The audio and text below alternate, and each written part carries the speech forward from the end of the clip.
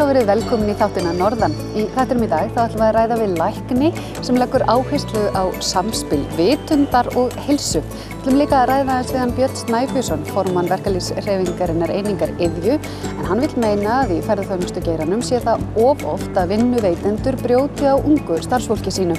Við ætlum hins vegar að byrja þáttin í dag með henni Maríu Björk í eina torfhesthúsi landsins.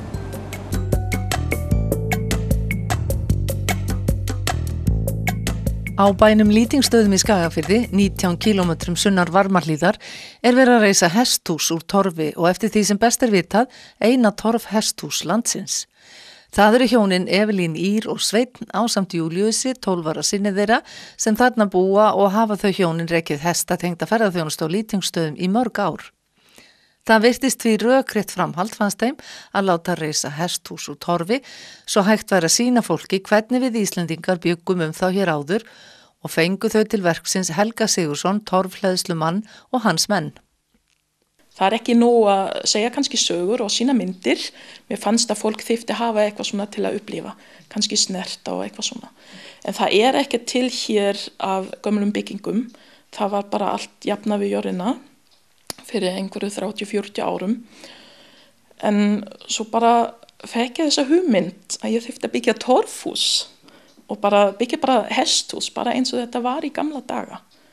Og ég þetta bara skaust í hvarlinn á mér og svo held ég bara áfram að þróa þessa hugmynd og ég fór að tala við fólk og fór að skoða svona torfbæir og allt mögulegt og þegar það tókst mér eftir frekka stuttum tíma að sannfæra maðurinn minn að við þurfum að byggja torfhús, þá fór bara allt af stað. Þó helmingur landsmanna hafi í byrjun síðustu aldar búið í torfhúsum ekki hægt að sjá þessi hús víða og hvað þá útihús.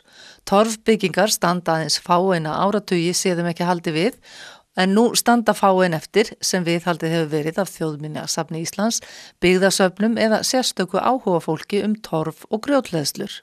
En við munum setja inn hest þar til þess að fá stemning þegar hópar koma. Þá verður bara hægt að setja 1-2 hesta þarna inn og leyfa fólkinu að upplifa hvernig þetta var, rými fyrir eitthvað þröngt og kannski pínu rak og allt svona. Ég held að sé bara mjög sérstakt upplifun. Og þetta 2 hús sem sagt, annað verður hesthús og hitt verður skemma. Og ég ætla bara að vera þar með svona alls konar hluti sem tengist hestinum og bara landbúnaði. Og hafa svona til sýnis, þannig að fólk fæ eitthvað meira að sjá. Byggingin hefur staðið yfir síðan í sumar og ófá handtökin við þá vinnu. Það þyrfti að sækja grjót upp í Gótalakistu sem lengra inn. En það var svo mikið snjór og það var ekki hægt, þannig að það drógst pínulítil en það hafðist loksins og svo byrjum júlí að hlaða grjótið og svo að skera torf og hlaða torfið og húsið næstum því tilbúin. Evelyn Ýr kom hingað til lands sem ferðamaður fyrir 20 árum og féll fyrir landinu og honum Sveini. Síðan þá hefur hún búið á Lýtingstöðum og byggt þar upp ferðaþjónustu ásamt manni sínum. Lýtingsstaðir eru þekktir allt frá landnámstíð. Lýtingsstaður bara gamalt höfuðból og það var þingstaður hér fram í 20. öld og það svo til saga og bak við þetta allt saman. Svo ég búin að vinna vinnuna mína þannig að ég alltaf að taka fólk í svona dagsferðir og að segja þeim frá og hef alltaf bara lagt mikið upp á það að miðla aðeins meira en bara eitthvað hestatengt og að tengja núna meira saman menningin og hestin bara mjög spennandi því hesturinn hlutur af menningin hér á Íslandi.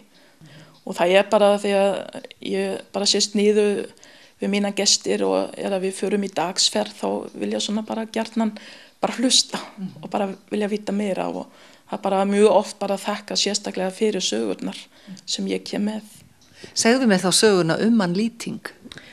Já, það ekki mjög mikið vitað hann Lýting en hann sagður að hafa verið þræll, hann Eiríks Hroaldssonar sem nam land hér fram í Dölum. Hann átti heima á Hofi, já. og hann frelsaði hann og 2 öðrum þrælum sem hann átti og hann gaf þeim land og hann gaf lýtingur land hér og það voru 1000 hektarar minni mig sem var bara svo nokkuð stórt land og lýtingsstaðir eða þá bara kendur við hann og var lengst bara stærsti jörð hér í sveitinni eða í hreppnum. En það ber hreppurinn nafnið, Lýtingsstaðahreppur hinn forni? Já, einmitt.